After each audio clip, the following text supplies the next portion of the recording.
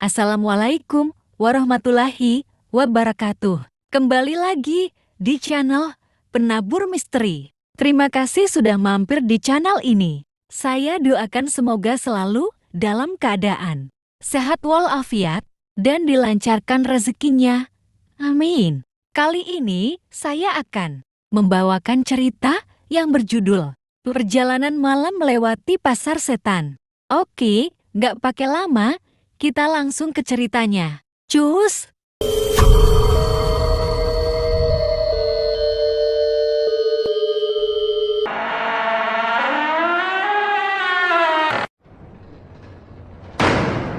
Malam itu angin berembus pelan ketika Mas Taufik dan ayahnya bersiap berangkat. Truk tua milik ayahnya sudah terisi penuh dengan muatan rongsokan yang harus diantar keluar kota. Ibunya berdiri di depan rumah dengan kotak berisi bolu di tangannya. Wajahnya tampak khawatir. Ayahnya awalnya enggan mampir ke rumah kakek di situ Bondo, tapi karena ibunya sudah repot-repot, membuatku akhirnya ia mengalah. Ia menerima kotak bolu itu, lalu memasukkannya ke dalam kabin truk. Mas Taufik naik lebih dulu duduk di samping ayahnya, yang sudah terbiasa dengan perjalanan jauh.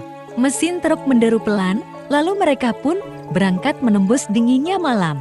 Jalanan masih ramai oleh kendaraan, namun semakin jauh, mereka melaju semakin sepi suasana. Lampu-lampu jalan pun mulai jarang terlihat digantikan oleh kebun dan hutan di kiri kanan jalan. Mas Taufik menggeliat di kursinya, mencoba mencari posisi nyaman. "Kamu, kalau sudah besar jangan jadi sopir truk," kata ayahnya tiba-tiba.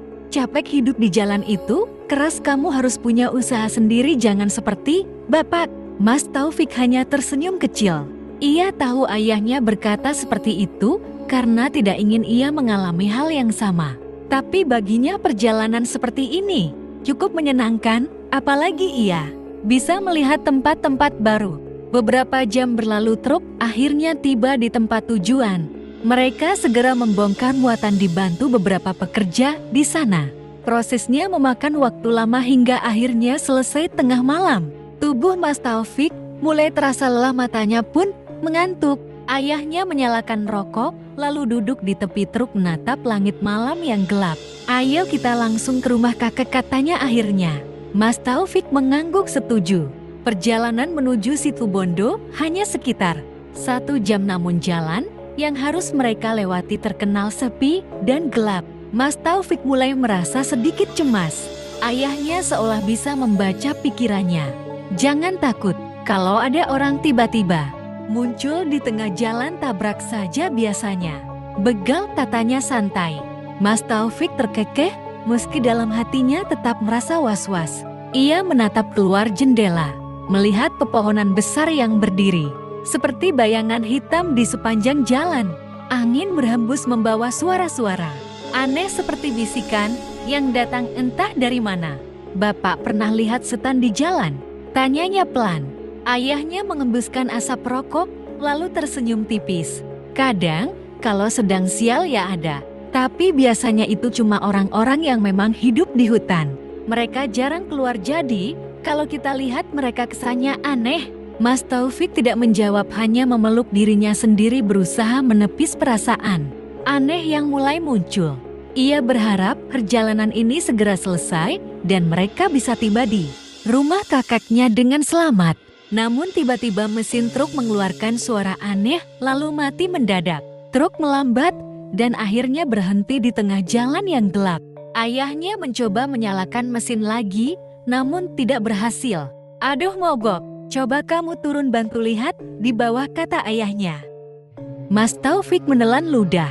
Jalanan begitu sepi dan hanya ada hutan di kiri kanan mereka. Jantungnya berdegup cepat saat ia turun dan berjalan ke depan truk. Ia menyorotkan senter ke bawah, tapi tidak melihat sesuatu yang aneh. Ia kembali naik ke kabin dengan wajah bingung. "Tidak ada yang aneh, Pak. Mungkin mesinnya terlalu panas," katanya. Ayahnya mengangguk, lalu mematikan lampu truk. "Kita istirahat di sini dulu, biarkan mesinnya dingin baru kita coba lagi." Mas Taufik tidak terlalu suka ide itu. Ia merasa tempat ini terlalu sepi, terlalu sunyi. Ia mencoba mengabaikan perasaan itu dan bersandar di kursinya. "Kalau nanti ada yang lewat di depan truk, jangan lihat," kata ayahnya tiba-tiba dengan suara rendah. Mas Taufik menoleh. "Kenapa?" tanyanya pelan. "Pokoknya jangan lihat, tidur saja." Hatinya semakin tidak tenang. Ia menarik napas dalam mencoba menenangkan diri. Namun tak lama kemudian, di sudut matanya, ia melihat sesuatu. Seorang pria berpakaian lusuh berjalan pelan memikul sesuatu di bahunya. Gerakannya aneh seperti tidak benar-benar menginjak tanah. Mas Taufik menahan napas. Lalu beberapa detik, kemudian muncul seorang perempuan. Mengenakan kebaya berjalan di belakang pria itu. Wajahnya tidak terlihat karena tertutup rambut panjangnya. Jantung Mas Taufik berdetak semakin cepat. Ia ingin bertanya pada ayahnya, namun mulutnya terasa berat. "Ayah," bisiknya pelan. Namun ayahnya tidak menjawab, hanya duduk diam dengan mata terpejam. Malam terasa semakin panjang. Mas Taufik duduk diam, menahan napas. Pria yang memikul sesuatu di bahunya berjalan perlahan melewati truk. Diikuti perempuan berkebaya. Langkah mereka tenang, seolah tidak sadar ada kendaraan yang terparkir di sana. "Jangan lihat, tidur saja," kata-kata ayahnya terngiang di kepala. Tapi Mas Taufik tak bisa menahan rasa ingin tahu. Ia mengintip sedikit, cukup untuk melihat apa yang dibawa pria itu. Jantungnya berdegup kencang. Di atas bahu pria itu tergantung sebuah bakul bambu. Tapi yang membuatnya bergidik adalah sesuatu yang menyembul dari dalamnya. Seperti kepala manusia. Mas Taufik menelan ludah. Ia ingin memastikan apa yang baru saja dilihatnya, tapi akalnya menolak. Mungkin itu hanya ilusi karena gelap. Mungkin itu hanya bayangan. Perempuan berkebaya terus berjalan di belakang pria itu. Rambutnya yang panjang menutupi wajahnya sepenuhnya. Mas Taufik berharap ia tidak berhenti, tidak menoleh, tidak melakukan sesuatu yang aneh.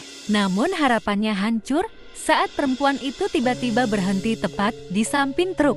Mas Taufik membeku. Ia bisa merasakan keringat dingin mengalir di pelipisnya. Perlahan, perempuan itu memutar kepalanya ke arah jendela tempat ia duduk. Mas Taufik ingin berpaling, tapi rasanya tubuhnya terkunci. Sekilas ia melihat sesuatu. Di balik rambut panjang perempuan itu wajah pucat, mata kosong, dan bibir yang bergerak-gerak seperti menggumamkan sesuatu. Tiba-tiba ayahnya bergerak. Dengan cepat, ia meraih bahu Mas Taufik dan menekannya agar menunduk. "Jangan lihat," kata ayahnya dengan suara rendah. Mas Taufik gemetar. Ia menutup matanya erat-erat, mendengar langkah-langkah perlahan menjauh. Detik terasa seperti selamanya, sebelum akhirnya suara itu lenyap. Ayahnya menghela napas. "Tunggu sebentar," katanya. Mereka duduk diam dalam gelap, hanya mendengar suara angin yang berembus di antara pepohonan. Setelah beberapa menit, ayahnya menyalakan mesin truk. Kali ini tanpa hambatan. Mesinnya menyala. Ayahnya menginjak pedal gas, dan truk mulai bergerak meninggalkan tempat itu. Mas Taufik tidak bisa berkata-kata. Ia hanya bisa memandangi jalan di depan mereka yang masih panjang dan gelap. "Apa tadi itu?" tanyanya akhirnya dengan suara gemetar. Ayahnya tetap fokus ke jalan. "Jangan dipikirkan. Yang penting kita sudah pergi dari sana." Mas Taufik menelan ludah. Perjalanan masih jauh, dan entah apa lagi yang akan mereka temui di sepanjang jalan menuju Situbondo. Truk melaju perlahan menembus gelapnya malam. Mas Taufik masih diam. Pikirannya berkecamuk mengingat sosok perempuan berkebaya tadi. Apakah itu benar-benar hantu? Ataukah hanya seseorang yang kebetulan lewat? Tapi siapa yang berjalan di tengah jalanan? Sepi dengan pakaian seperti itu pada tengah malam. Ayahnya tetap tenang seperti tidak terjadi apa-apa. Mas Taufik meliriknya, mencoba mencari jawaban dari raut wajahnya. Tapi ekspresi ayahnya sulit ditebak. "Pak, tadi itu apa?" akhirnya ia bertanya. Ayahnya mengembuskan napas panjang sebelum menjawab, "Itu bukan urusan kita.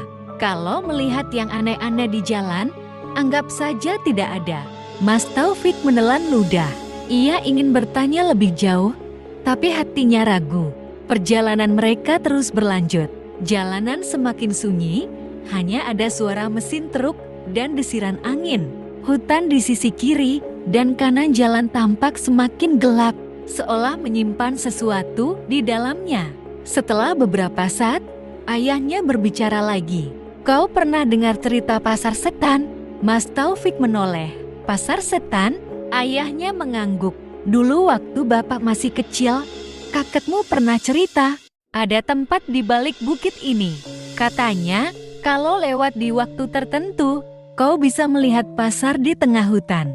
Tapi pasar itu bukan pasar biasa. Barang yang dijual di sana bukan untuk manusia." Mas Taufik merasakan bulu kuduknya meremang. Barang yang dijual, maksudnya apa? Ayahnya terdiam sejenak, lalu melanjutkan.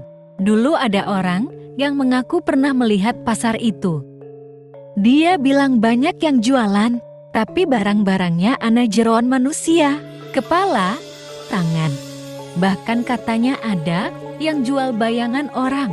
Kalau kau membeli sesuatu, di sana kau akan hilang." Mas Taufik merinding. Ia ingin menganggap cerita itu hanya mitos.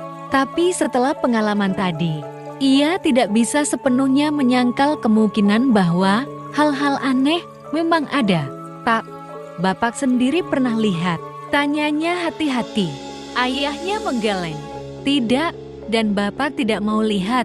Mereka kembali terdiam. Jalanan mulai menanjak, menandakan mereka hampir sampai di daerah perbukitan. Udara semakin dingin dan kabut tipis mulai terlihat di antara pepohonan. Tiba-tiba, dari kejauhan, Mas Taufik melihat sesuatu di tepi jalan. Cahaya redup berkelap-kelip, seperti lampu-lampu kecil yang biasa digunakan di pasar malam. "Pak, itu apa?" tanyanya sambil menunjuk. Ayahnya melirik sekilas, lalu wajahnya langsung berubah.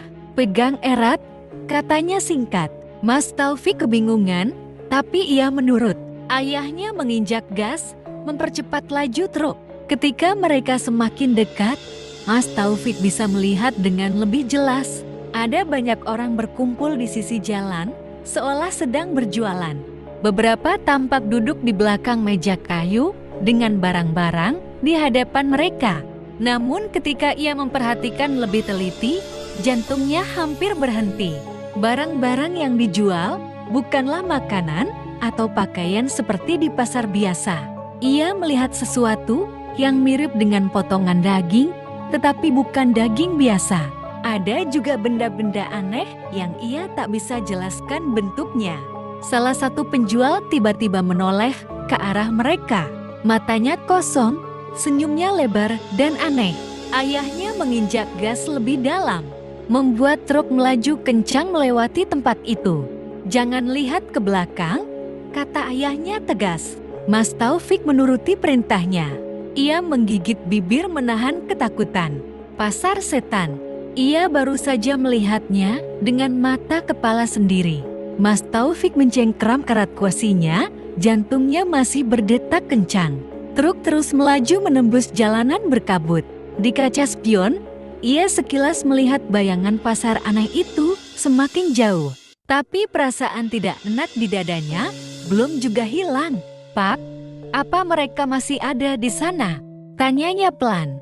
Ayahnya tetap fokus ke jalan. "Jangan lihat ke belakang."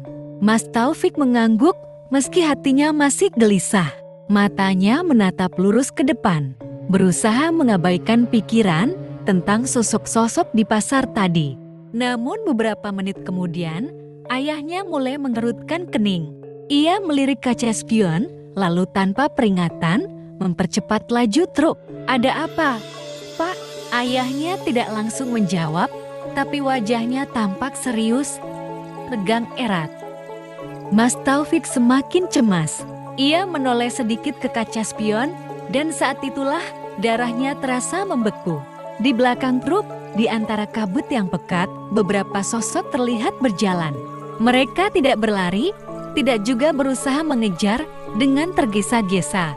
Mereka hanya berjalan perlahan, tapi jumlah mereka bertambah banyak. "Pak, Mereka mengikuti kita. Suaranya gemetar. Ayahnya tidak menjawab. Ia hanya terus mengemudikan truk dengan kecepatan tinggi. Jalanan semakin menurun, menandakan mereka hampir keluar dari daerah perbukitan. Namun orang-orang di belakang itu masih terus berjalan. Mas Taufik mulai merasa panik. Siapa mereka? Kenapa mereka mengikuti truk?